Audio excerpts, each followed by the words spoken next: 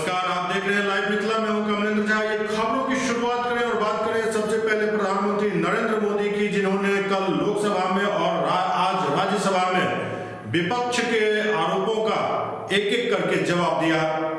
प्रधानमंत्री नरेंद्र मोदी राष्ट्रपति के अभिभाषण पर धन्यवाद प्रस्ताव पर चर्चा का राज्यसभा में आज जवाब दे रहे थे। प्रधानमंत्री मोदी के बोलते ही विपक्षी दलों ने अडानी के मुद्दे पर हंगामा शुरू कर दिया। मोदी ने कहा कि सदन में कुछ लोगों का व्यवहार और वाणी न सिर्फ सदन को बल्कि देश को निराश करने वाली है। माननीय सदस्य को मैं कहूँगा कि कीचड़ उसके पास था, मेरे पास गुलाल, जो भी जिसके पास था उसने दिया उछाल। जितना कीचड़ उछालोगे कमल उतना ज़्यादा खिलेगा। दरअसल प्रधानमंत्री ने पिछले दिन लोकसभा में राष्ट्रपति के अभिभाषण पर चल रही चर्चा का जवाब दिया था और आज उन्होंने राज्यसभा में बोलना शुरू किया। प्रधानमंत्री के बोलने के शुरुआत के साथ ही मोदी अडानी भाई भाई के नारे विपक्षी दलों ने लगाए, जिसके बाद प्रधानमंत्री ने विपक्षी दलों पर तीखा प्रहार किया। प्रधानमंत्री ने कहा कि बीते दशकों में अनेक बुद्धिजीवियों ने इस सदन से देश को दिशा दी, देश का मार्गदर्शन किया है। इस सदन में अनेक साथी ऐसे हैं जो अपने व्यक्तिगत जीवन में भी बहुत सिद्धियां प्राप्त कर चुके हैं। उन्होंने बड़े काम किए हैं, इसलिए इस सदन में जो बात होती है उस बात को देश गंभीरता से सुनता है।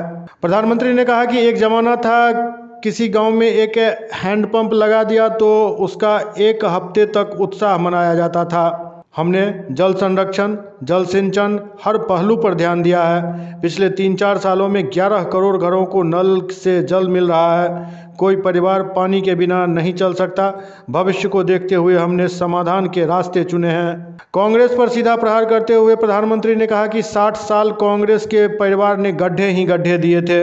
हो सकता है उनका इरादा न हो, लेकिन उन्होंने किए। जब वो गड्ढे खोद रहे थे, 6 दशक बर्बाद कर चुके थे। तब दुनिया के छोटे छोटे देश भी सफलता के शिखर को छू रहे थे। इस दौरान प्रधानमंत्री ने गांधी परिवार पर सीधा हमला किया। उन्होंने कहा, जो नेहरू यदि महान थे तो सरनेम लगाने में क्या शर्मिंदगी है।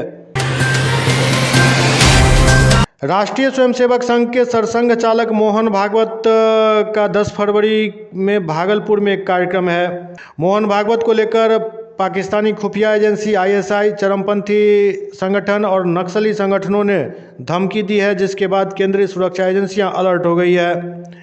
भागलपुर पुलिस प्रशासन संघ प्रमुख के आगमन को लेकर पहले ही काफ़ी सतर्क है। सुरक्षा एजेंसियां पिछले 3 दिनों से शहर में दौरा कर सुरक्षा व्यवस्था और आसपास की गतिविधियों पर नज़र रख रही है। नेपाल से सीमा नज़दीक होने के कारण सुरक्षा एजेंसियां सीमांचल के अररिया, किशनगंज, पूर्णिया, कटिहार के अलावा नवगछिया, भागलपुर, बांका में होने वाली गतिविधियों पर भी नज़र रख रही है। दरअसल मोहन भागवत 10 फरवरी को लगभग 4 घंटे भागलपुर प्रवास पर रहेंगे और इस दौरान सुरक्षा में कोई चूक न रह जाए, इसलिए प्रशासन पूरी तरह अलर्ट है। भारत की पहली बुलेट ट्रेन को मुंबई से अहमदाबाद के बीच चलाया जाएगा, लेकिन बम्बई हाईकोर्ट ने महाराष्ट्र सरकार और NHSRCL की तरफ से मुंबई के बिखरोली इलाके में शुरू किए गए भूमि अधिग्रहण के खिलाफ दायर याचिका को खारिज कर दिया है। यह याचिका गोदरेज एंड वॉइस की तरफ से दायर की गई थी। अदालत की तरफ से कहा गया है कि यह राष्ट्रीय महत्व की परियोजना है और जनता के भले के लिए है। न्यायमूर्ति RD धानुका और न्यायमूर्ति MS सथाये की खंडपीठ ने कहा कि परियोजना अनूठी है और सार्वजनिक हित को निजी हित पर वरीयता मिलेगी। बुलेट ट्रेन को लेकर सबसे ज़्यादा लोगों के मन में कौतूहल इस बात को लेकर है कि आखिरकार इस ट्रेन में सफ़र करने पर किराया कितना देना पड़ेगा। तो अब रेल मंत्री अश्विनी वैष्णव ने इस राज पर से भी पर्दा हटा दिया है। उन्होंने राज्यसभा में जानकारी देते हुए बताया कि बुलेट ट्रेन का किराया लगभग फर्स्ट AC के बराबर होगा। तो अब रूट के हिसाब से किराए का अंदाज़ा लगाना बहुत आसान हो गया है। माइक्रो ब्लॉगिंग प्लेटफॉर्म ट्विटर ने भारत में भी सब्सक्रिप्शन सेवा शुरू कर दी है। भारत में ट्विटर ब्लू सर्विस के लिए कीमत 650 रुपये प्रति महीना रखी गई है। वेब यूजर्स को ट्विटर ब्लू के लिए 650 रुपये प्रति महीना चुकाना होगा, जबकि मोबाइल यूजर्स के लिए यह 900 रुपये प्रति महीना होगी। एलन मस्क ने पिछले साल $44 बिलियन में ट्विटर को खरीदा था।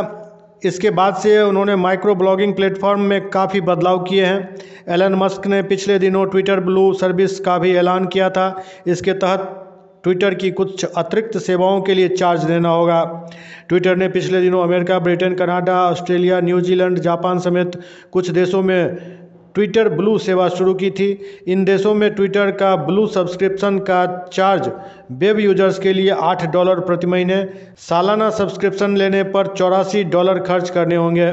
ट्विटर $3 ज़्यादा एंड्रॉयड यूजर्स से चार्ज करके गूगल को कमीशन देगा।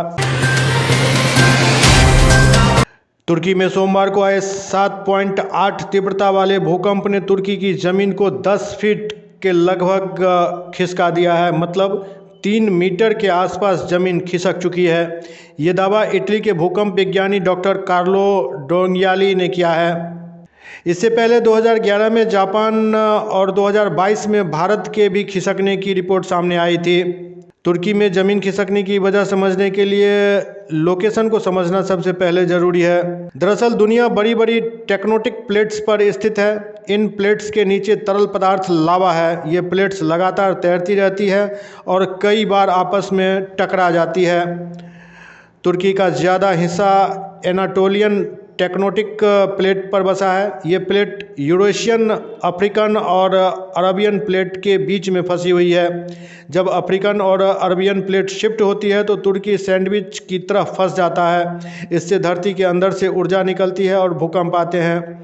तुर्की में आया ये भूकंप नॉर्थ एनाटोलियन फॉल्ट लाइन पर आया था। इससे पहले 11 मार्च 2011 को जापान में 9.1 तीव्रता का अब तक का सबसे शक्तिशाली भूकंप आया था। इस शक्तिशाली भूकंप ने न सिर्फ लोगों की जान ली बल्कि धरती की धुरी को 4 से 10 इंच तक खिसका दिया था। साथ ही पृथ्वी की रोजाना चक्कर लगाने की रफ्तार में भी वृद्धि हो गई थी। एक खबर झारखंड से आ रही है, जहां झारखंड मुक्ति मोर्चा सुप्रीमो शिबू सोरेन की तबीयत अचानक बिगड़ गई है। उन्हें आनन फानन में रांची के मेदांता अस्पताल में भर्ती कराया गया है। नेफ्रोलॉजिस्ट डॉक्टर अमित कुमार की देखरेख में उनका इलाज चल रहा है। वर्ष 2020 में झारखंड मुक्ति मोर्चा के केंद्रीय अध्यक्ष, राज्य के पूर्व मुख्यमंत्री और राज्यसभा सांसद शिबू सोरेन कोरोना संक्रमित भी हो गए थे। पहले होम क्वारंटीन थे। अचानक तबीयत बिगड़ने के बाद डॉक्टरों की सलाह पर उनको रांची के मेदांता में भर्ती कराया गया था। आज फिर से शिबू सोरेन की तबीयत अचानक बिगड़ गई, जिसके बाद उनको अस्पताल में भर्ती कराना पड़ा है। फिलहाल मेडिकल बुलेटिन की प्रतीक्षा की जा रही है। मनुष्य के शरीर के लिए कैल्शियम बहुत ही एक आवश्यक तत्व है और कैल्शियम सबसे ज़्यादा इस धरती पर चूना में पाया जाता है।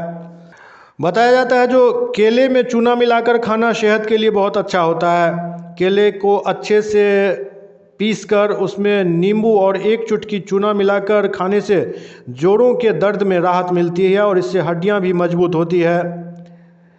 इसके अलावा शरीर में कैल्शियम की कमी हो तो दही में 1 चुटकी चूना मिलाकर खाने से कैल्शियम की कमी दूर होती है और शरीर में जॉइंट पेन में भी आराम मिलता है। बिहार के कटिहार में महिला सिपाही की गोली मारकर हत्या कर दी गई है। एसपी जितेंद्र कुमार ने बताया कि यह घटना प्रथम दृष्टया प्रेम प्रसंग का प्रतीत हो रहा है।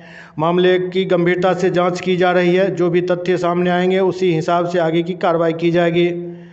मृतक के शव को पोस्टमार्टम के लिए भेज दिया गया है। दरअसल बुधवार को जमालपुर से कटिहार आने के क्रम में कोरहा क्षेत्र की भटवारा पंचायत के पास NH 81 पर महिला सिपाही को गोली मारी गई। महिला सिपाही का शव खून से लथपथ सड़क पर मिला। घटना की सूचना मिलते ही आला अधिकारी अपनी टीम के साथ मौके पर पहुंचे और शव को कब्जे में लेकर पोस्टमार्टम के लिए भेज जांच शुरू कर दी। बताया जा रहा है जो 21 साल की प्रभा भारती मुंगेर के जमालपुर की रहने वाली थी। कटिहार जिला अंतर्गत फलका स्थित मोरसंडा गांव निवासी मोहम्मद छोटे हसन नाम के एक युवक से उसका अफेयर था और 1 साल के अफेयर के बाद दोनों के बीच ब्रेकअप हो गया था, पर उसका प्रेमी उसे परेशान कर रहा था। प्रभा ने महिला थाने में मौखिक शिकायत भी की थी। इसके बाद पुलिस 2 बार प्रेमी छोटे के घर पर भी गई थी। घटना के बाद से छोटे हसन फरार है। पुलिस तलाश में जुटी हुई है। आमतौर पर तेंदुआ जंगल में पाया जाता है, लेकिन अब लगता है तेंदुओं को भी न्याय की दरकार आ पड़ी है। इसलिए गाजियाबाद कोर्ट परिसर में पिछले शाम एक तेंदुआ घुस गया। उसने पुरानी बिल्डिंग के पास 2 वकील और जूता पॉलिश करने वाले समेत 5 लोगों पर जानलेवा हमला कर दिया। जूता पॉलिश करने वाले युवक के कान पर झपट्टा मारा, इससे वह गंभीर रूप से जख्मी हो गया, जिसको अस्पताल में भर्ती कराना पड़ा। तेंदुआ घुसते ही पुरानी बिल्डिंग में सारे कोर्ट रूम खाली करा लिए गए। पूरी कचहरी में दहशत और अफरा तफरी मच गई। वकीलों और कोर्ट परिसर में मौजूद अन्य लोगों ने किसी तरह भागकर जान बचाई। 4 घंटे की कड़ी मशक्कत के बाद वन विभाग की टीम ने तेंदुआ को पकड़ा और तब जाकर लोगों ने राहत की सांस ली। हो सकता है जो जंगल के अवैध कटाई से तेंदुआ ज़्यादा नाराज़ हो गया हो और न्याय के लिए वो कोर्ट पहुंच गया हो। लाइव मिथिला के इस अंक में अभी इतना ही। अगले अंक में फिर कुछ और समाचारों के साथ आपके सामने होंगे। तब तक आप देखते रहिए लाइव मिथिला। नमस्कार।